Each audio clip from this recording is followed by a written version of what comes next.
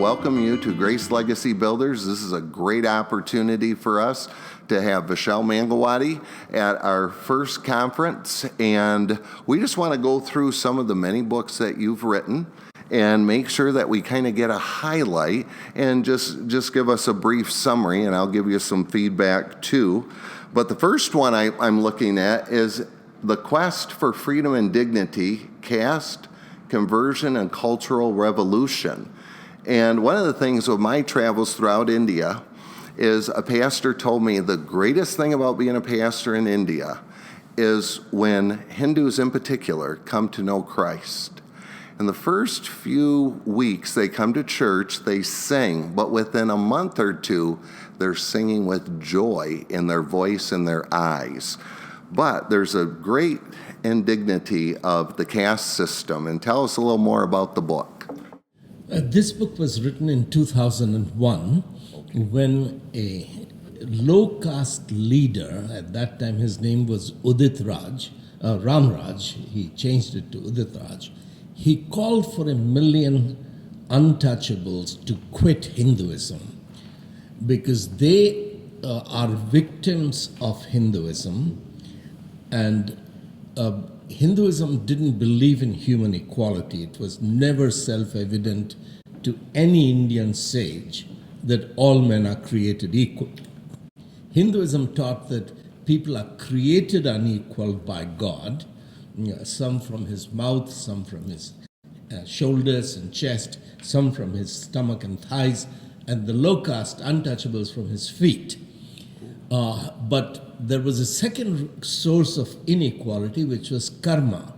A soul, a high caste soul, is reborn a female because her karma in previous life were poor.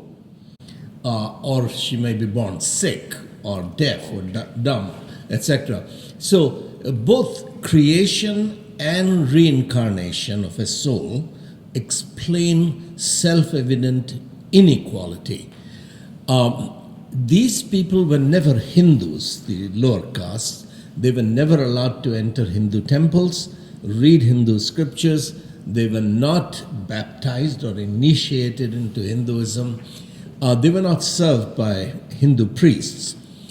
But politically, when the British were ready to hand over power to Indians, and people like Mahatma Gandhi, Pandit Jawaharlal Nehru, these people had no legal or historical claim to rule India because they were not children of kings.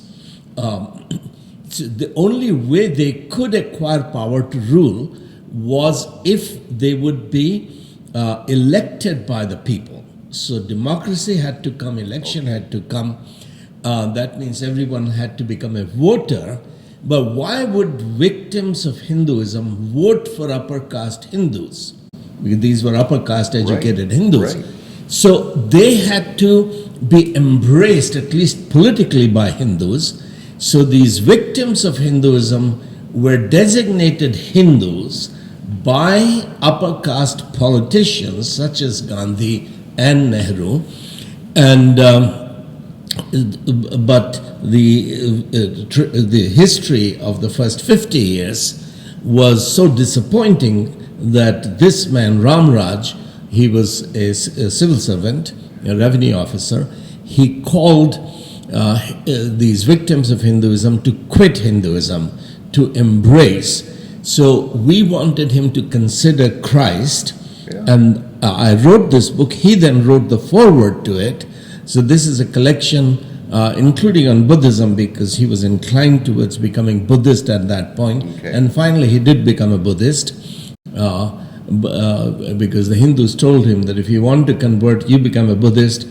If you become Christian or Muslim, there will be bloodbath. So he converted to Buddhism because that was acceptable, because Hindus had already defeated Buddhism in India. So they didn't mind more people becoming Buddhists. Oh, okay. So there is a chapter on Buddhism in the book, but it is a whole series of self-contained chapters, some of them fictionalized because they're based on actual incidents, to study why the only way to end this tyranny of caste inequality, bring human equality, restore dignity to these untouchables, victims of Hinduism, is the gospel. Yes. Because the gospel emancipated serfs in Europe. At the time of Martin Luther, 500 years ago, vast majority of Christians in England Germany were serfs. Correct. Yes. Which is sort of slavery. But equality came through Martin Luther's discovery in the New Testament of the doctrine of priesthood and kingship of all believers. Correct. Yes. In America, there was slavery, and many of the slaves were converted. Particularly, George Whitefield was the first white preacher who began to preach to the blacks to bring them to Christ. Many of the white bigoted Christians opposed his ministry. What are you doing? Do you want us to sit with our slaves in the church and drink communion from the same cup? So he responded by, from 1740 onwards, he started writing regular Bible studies, teaching human equality, restoring the dignity to every human being, made in God's image. So this book studies that how can the gospel, which is already transforming India, how can this deep quest of the lower caste for human dignity and equality can be realized? Well, with George Whitefield, people don't understand this in America. His preaching circuit began a communication and unity within the 13 colonies. And some people credit Whitefield as the beginning of the American Revolution by uniting them with a common language in the vernacular, and also with a common call to the gospel. He would say to the people, and this was odd for Europeans, he would say, go back and see if your pastor is really a Christian, as opposed to the pastor asking the people. And that became very, quote, it became very Pentecostal and very American to question authority. And then, that whole idea, you were interviewing Jordan Peterson, and Jordan Peterson said, I think, something like this: self-evident that all men are created equal. You have to be in a totally Protestant ethos to get that. And only the gospel brings out these things that we're trying to destroy in America and that have built civilization and civil civilization throughout the world. Yes, the idea of human equality unleashes the potential of every individual. Yeah. Because Hinduism prevented the lower castes from studying, from doing what they are good at doing. If you're a sweeper's son, you have to be a sweeper. You can't become a surgeon or a professor. Yeah, that whole idea infiltrated America, and it took off the dignity of the individual and the equality of calling, the priesthood of all believers. But we still have to ring that true in every culture that we come into, and we have to do that here in Grand Rapids, Michigan. Last question about this book, how was it received? Well, it is the book that was translated in more Indian languages than any other book. Oh, I bet. So we ran out of our edition, but Bibles for the World printed some copies, and they still have a few boxes left. So this last bit, few copies are bought from Bibles for the World. Last thing on that, too, when I go to India, they will put me in a special room to eat.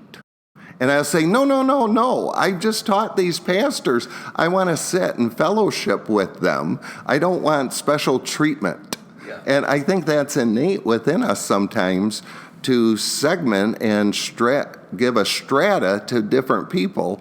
Yeah. But that's so unchristian. That was one feature of the original Protestant missions in India. William Carey, in his community in Sirampur, when anyone got converted, he or she had to sit with everyone from all castes to sit and eat together. Now, later, the Anglican missionaries injected class system Yeah. into India. Okay. And then many of the American missionaries, they brought American racism, that in America, the whites and the blacks worship separately. Who are we to require that all the castes should worship together? So from particularly Fuller Seminary and this whole insider movement, U.S. Center for World Mission also succumbed to that pressure. Okay. So this was in the name of that, if we in America worship blacks and whites separate in separate churches, how can we require Indians to worship together? So the gospel in India did suffer from English class system and American racism. Wow. And many Indians, the upper caste Indians, converts particularly, compromised, and which has been terrible, because of which many important Indian leaders prefer to become Buddhist, because this weakened, compromised Christianity did not challenge caste system in India. Wow. Well, I'm going to insist even more that I eat with everyone after that, too. Yes, yeah, that's... well, I wasn't going to go to him next, but I am going to go to him next. This is one of our mutual heroes, and I can't wait to open this book and to read it. Do all the good that you can for... what's William Carey's motto? I just had it out.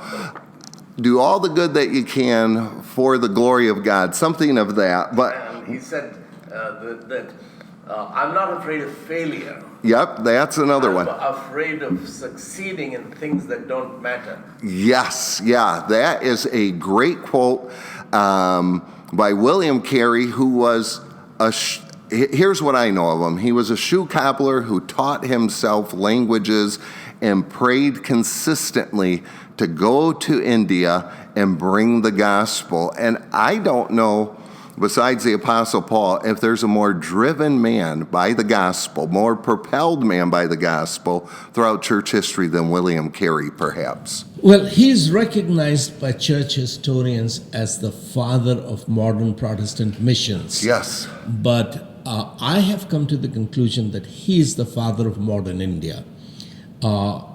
Say more. In 1987, an 18-year-old widow, she was recently married, became a widow, she burned herself, committed sati. She was actually forced into it, I found out later, but she committed sati, which is widow being burnt alive. Yeah, so let me just explain that. In India, older men would marry younger women. And when they died, the wife had to die, the widow. And this was a terrible injustice, obviously. And all cultures are not equal. This is a hideous crime to humanity, to those created in God's image. And Carey would not stand for that, would he? Yes. He's experienced firsthand a widow being burnt alive. He was traveling from Srirampur to Calcutta in a boat. And on the banks of the river, this woman was being burnt alive. So he stopped the boat, got out, and people told him to try and persuade her not to commit sati. He tried, but she was intoxicated and she was burnt alive. So they, of course, believed that she's now become a goddess. She's bringing salvation to 7 generations of her family. Lots of myths had been built around to make that abomination heroism.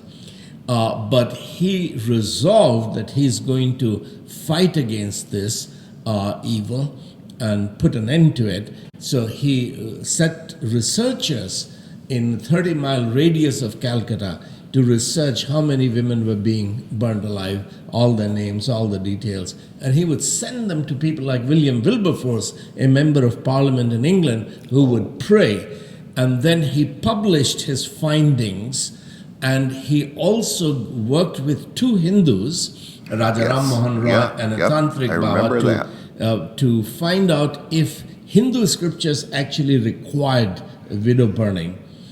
And so he championed the case against widow burning, Yes. mentored people like Raja Ram Mohan Roy, who became social reformers in their own right.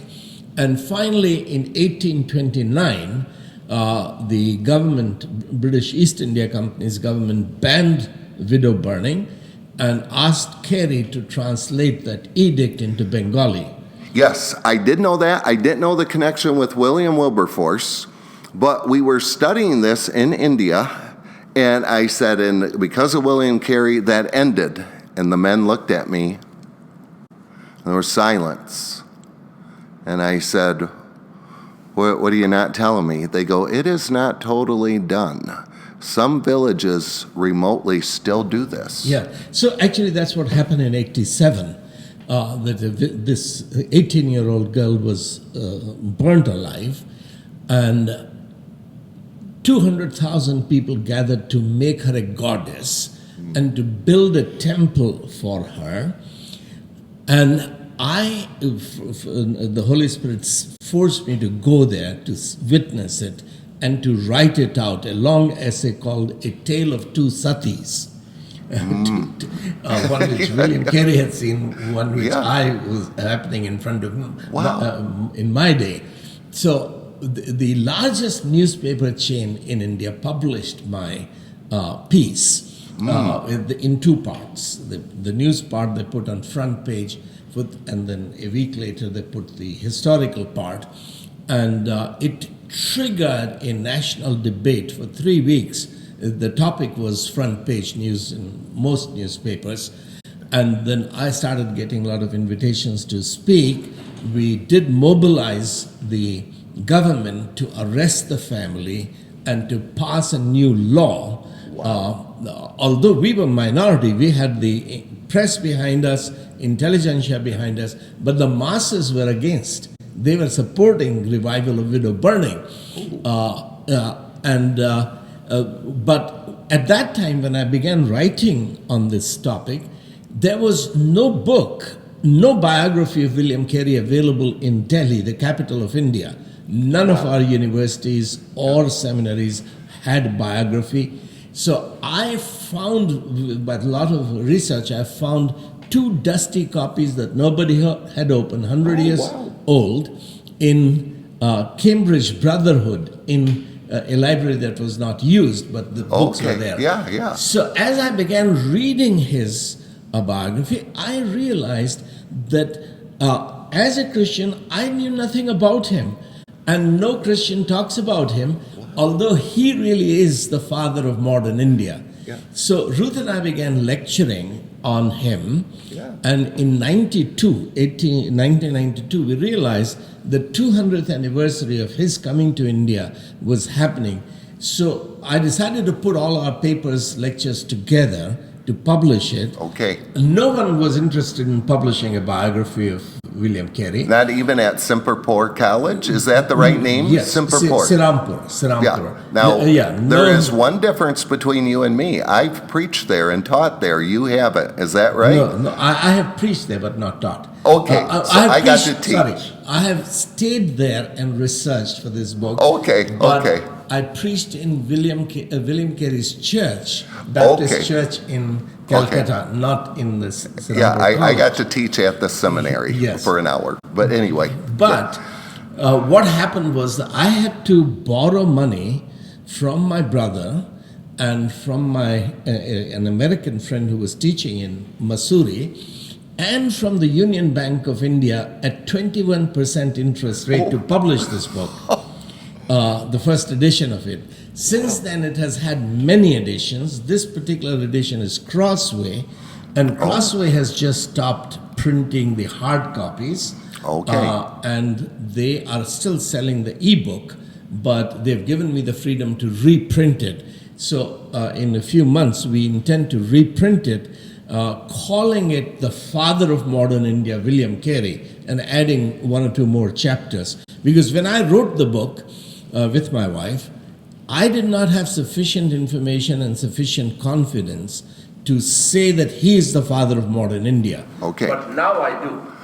Well, let me just say that we will take the first 100 copies and I'll distribute them when I go to India, because I think it's vital that they know who he is and understand what he has done and understand the underpinning of undercutting his biblical world and life view and the difference it makes in everyday life, right? Yes, actually the book has been published even in Chinese. And as a result, I got an invitation from the Communist Party of China to come to and speak to them in Beijing. Really? On India's encounter with the Bible and Christianity. And they have invited me again to come and speak in Shanghai to professors who are all communists. Wow. But this has been published in Korean, in Spanish, in Portuguese, because it's a worldview book. It doesn't deal with a Christian and Muslim worldview, but it's an excellent book to interaction of Christianity and Hindu worldview. Wow, wonderful, wonderful. Yeah, and you know, during the Olympics, China gave out biographies of Eric Liddell, the missionary. They consider him the first Chinese-born Olympic gold medalist. That's right. Yeah, Yes. so I think that's fascinating too, Yes. which leads me into, would you say this book or the other one like it really would you say this is your most influential book? No, the book that made your world, because it was published by Thomas Nelson, acquired by HarperCollins. Okay. That has had bigger influence, particularly in German-speaking world, but it's also published in Finnish and Portuguese and Spanish, etc. So that book, because it has had the power of HarperCollins behind it, Okay. it has had bigger impact. This came later, and this is to grow into a dozen books on Okay. the Bible's impact in creating the modern world. So we've just almost completed this second book. It's called How the Bible Created Modern India. Okay. So earlier I was writing alone, but now the teams are emerging that are studying the kind of things that Jordan Peterson discusses with me. 3 weeks ago I did another video with him, filming in Washington, D.C. in the Museum of the Bible. So the Daily Wire is bringing it out. Yes, I think that's the one I sent out to Grace Legacy No. Builders people. No? No? Okay. The one you sent out was, the Daily Wire one is not out yet. Okay. The one you sent out was a Zoom interview with Jordan Peterson, 1 hour, 47 minutes, which he also cut up in, his assistants cut up in different parts and had smaller parts. But the Daily Wire invested a lot of money, sent 15-member crew to the Museum of the Bible to film Keith Green, the hymn writer. Oh, yeah. And Jordan Peterson and myself in the Museum of the Bible. Oh, so this was real high tech. They Yeah. had a lot of crew. So that should be coming in a week or two. Okay. Now, we are starting a week from tomorrow, a week from today, it's Friday. We're going to read this book for our men's early morning Bible study, book on the Bible. So give us a 1-minute summary of why the men should come next week at 6 o'clock in the morning. Well, if you want to know the ideas that created the modern world, modern America, modern Europe, that took us out of the Middle Ages, freed us from fatalism, the significance of when Paul is out preaching the gospel, healing the sick, establishing churches, he is rightly perceived as one who's turning the world upside down. Oh, yeah. A troublemaker. Those men are here, the men who turn the world upside down. What was he doing that changed the world? And particularly the chapters on, say, economics. that very few people, not even Adam Smith or David Landis, will say that the modern capitalism has a mother. This is Martin Luther's wife, Katie. Oh. She's the mother of modern capitalism. Everybody credits Luther, Yes. but that is because he was defending his wife. She was the one who was doing, transforming, creating modern capitalism. I know she was very industrious, but tell me a little more about that. Because of her gardening, and she charged rent, a landlord? She ran away from nunnery, hiding in a Pickle barrel. bit. Yes. So she had absolutely nothing except her clothes. Yeah. She married Luther, who had nothing, a monk Yeah. and a nun. Right. And Luther was a professor, but his salary was zero. Okay. He taught because he was ordered to teach. He didn't get paid. He got 8 guilders a year, not guilders, what was the Dutch coin? Like $8 a year, Yeah. from preaching in the city church in Wittenberg. So they had nothing, but because of his writings critiquing celibacy, championing marriage, that God says it's not good for a man to be alone. Church said it is better for a man to be alone. So as he critiques and calls for marriage, monasteries become empty. So Yes. the Wittenberg monastery was given to him and Katie. Katie's first job as a wife was to throw out the only furniture he had, which was a mattress, because it was rotting at the bottom, and it hadn't been overturned for years. So she threw it out. So they have nothing. How do you manage a big monastery with nothing? She turned it into a boarding. She was Yes. feeding 30, 40 people every day.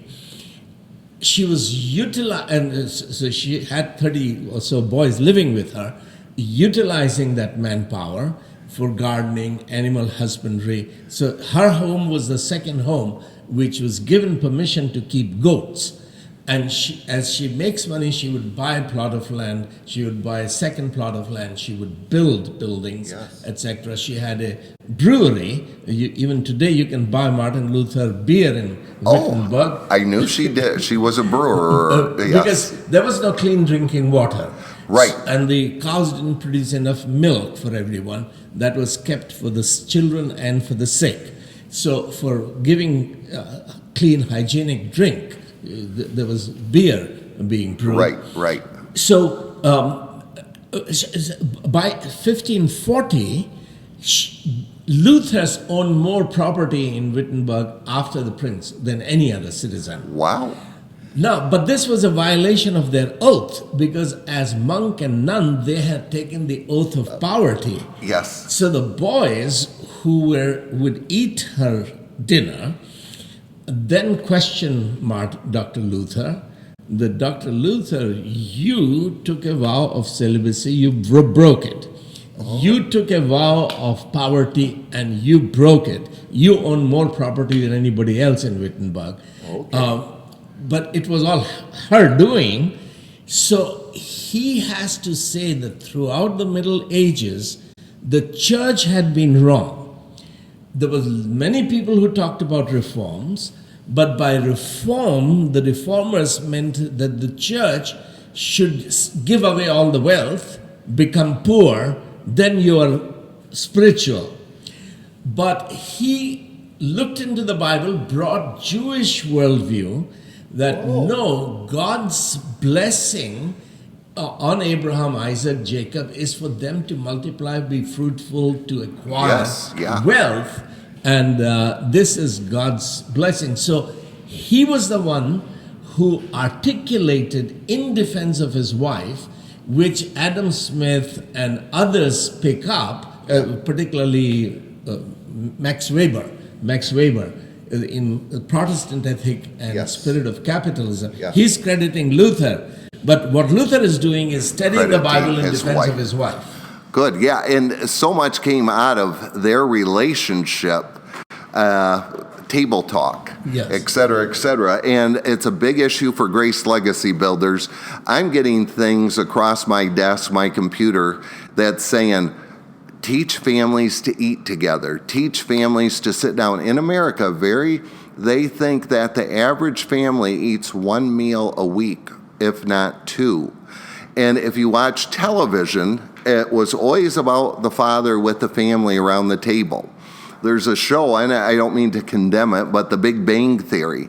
They have no table there. They sit around and eat without a table. But the table is the place where we have transmitted our values for hundreds and thousands of years. And it's interesting, other countries, not so much India, but the father will go eat in another room.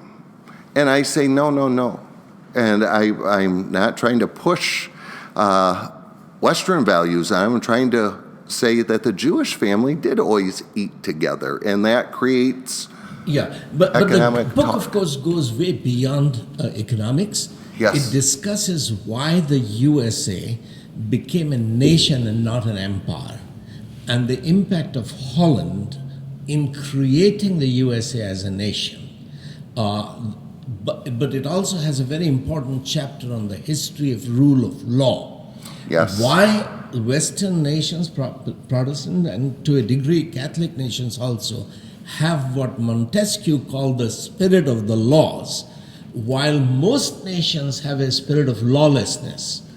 It has a very important chapter on the history of tolerance, because not many people know that Europe, including European church, was very intolerant, but it is the Bible that brought tolerance. Right. So there are very important and unique chapters in the book which no theologian or church historian has written. Therefore, the book is picking up momentum, and it is selling. And once this new documentary with Jordan Peterson comes up, I expect that the book will really take a life of its own, even though it has not had a big publishing house behind it. Well, of course, Father Sirico, our neighbor here, just a few blocks away, of the Acton Institute, that's their main staple, is the rule of law and land ownership. And they promote that all the time. And of course, so does 1 Kings 21, Naboth's Vineyard. We've studied that. That chapter on the rule of law was given in Berlin in 2018 to lawyers, judges, and law professors from 34 European nations. 1 or 2 African and 1 Pakistani advocate was there, but mostly European nation. And so many of the law professors told me that we've been teaching law for 30 years. We've never heard this history of how the Bible transformed Europe into a continent which lives by the law. Yeah, that's going to be great. Now, this book is the one that we did, and Tyler Jackson said, after we did Francis Schaeffer, How Shall We Then Live?, which we always thought Schaeffer had written the material the week before that we watched it. Of course, he had been gone for 40 years. And then we started this, and I said to the men every week, now if you think this week was good, wait till next week. It's even better. This book got better and better, and I think the chapter 9 on the 10 Commandments is one of the best chapters of any book I've ever read. There's no human flourishing without the 10 Commandments. But tell us more about Truth and Transformation. Yes, I began writing it because in 1980, I was thrown in jail, and the district superintendent of police, the highest police officer, you talked about that. He was threatening to kill me. Yeah. Because I was serving the victims of a hailstorm. And when they couldn't kill me because the local press was supporting me. So when I was thrown in jail, I had nothing except the Bible. And my pastor was sort of mocking me that here is an evangelist who gets thrown in jail. I've been preaching the gospel for 50 years. I've never seen a police station from inside.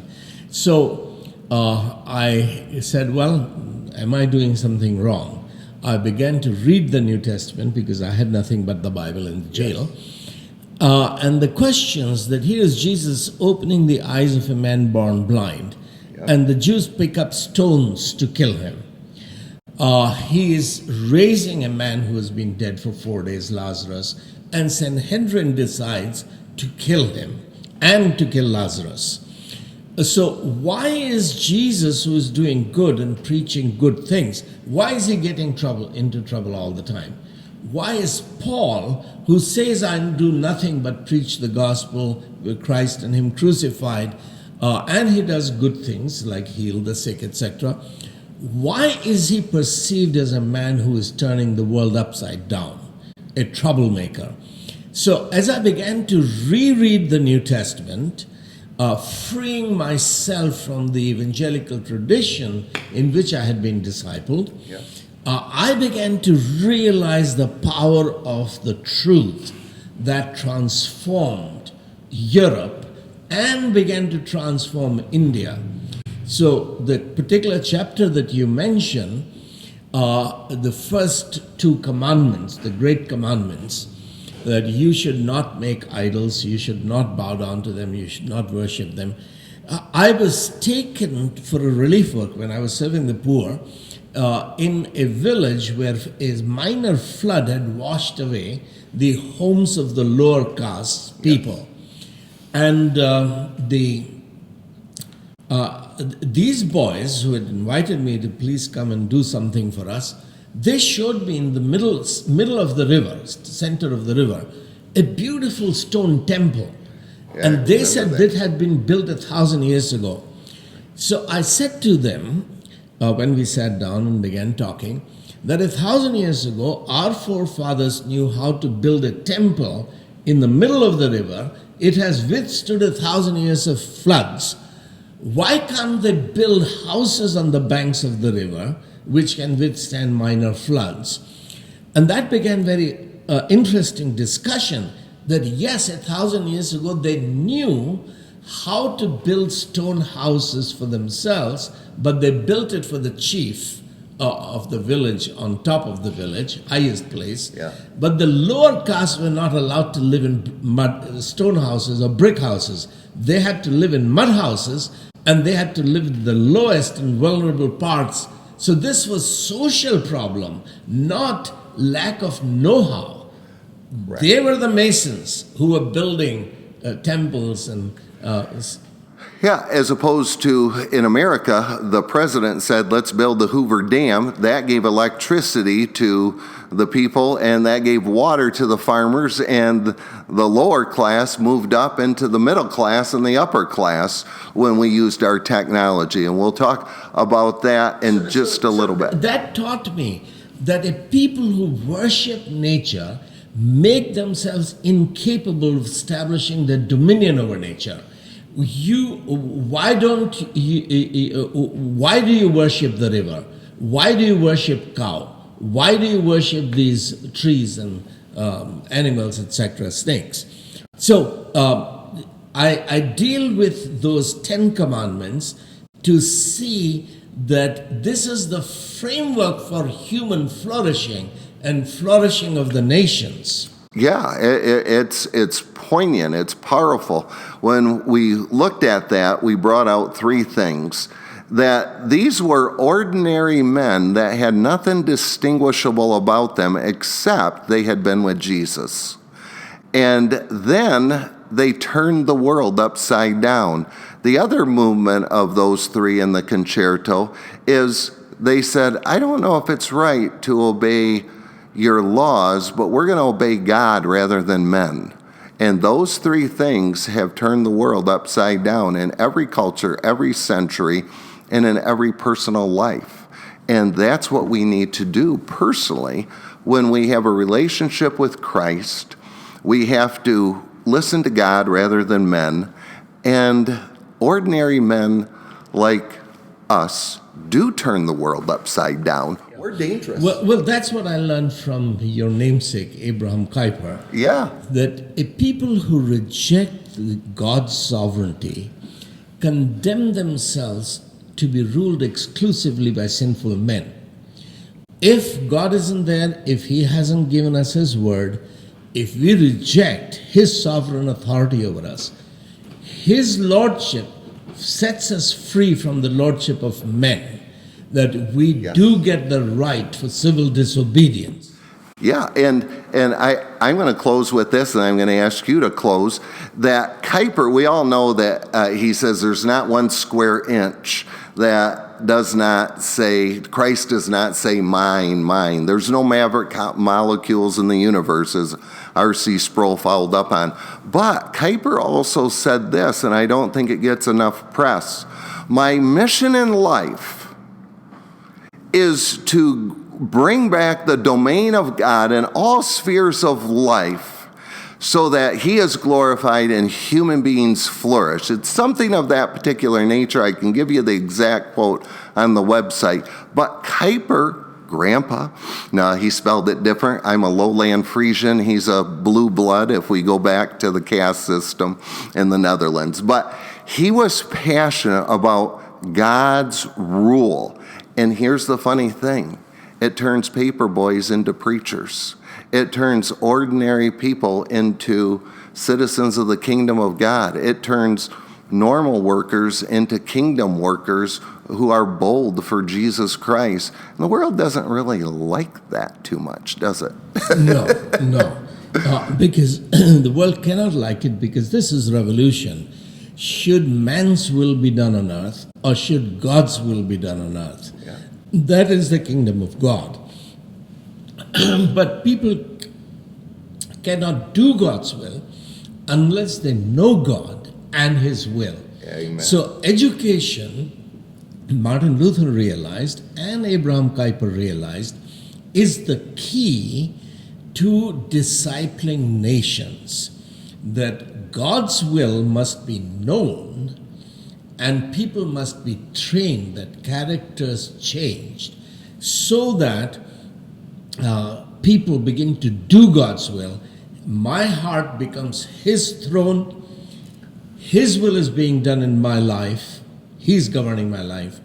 And then He's using me to make sure that in the area of my influence sphere, it's His will that is being done. Yes.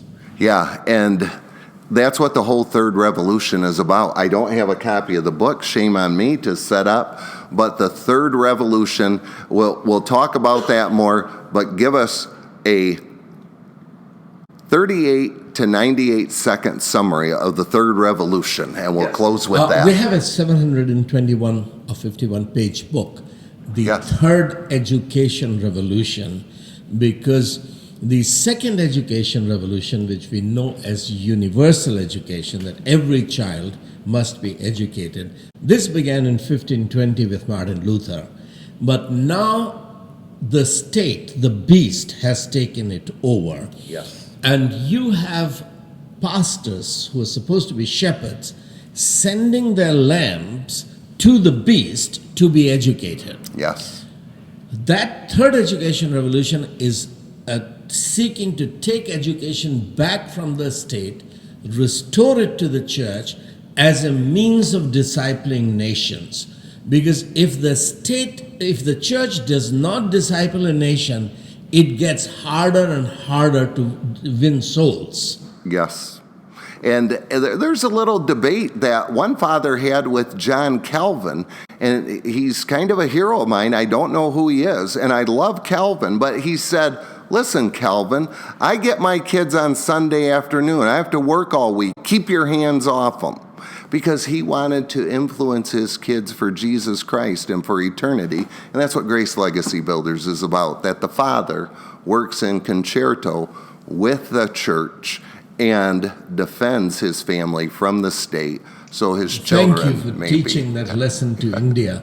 I'm so grateful that you are developing men to be fathers in India. Good. Thank you. Thank you. All right. Thank you.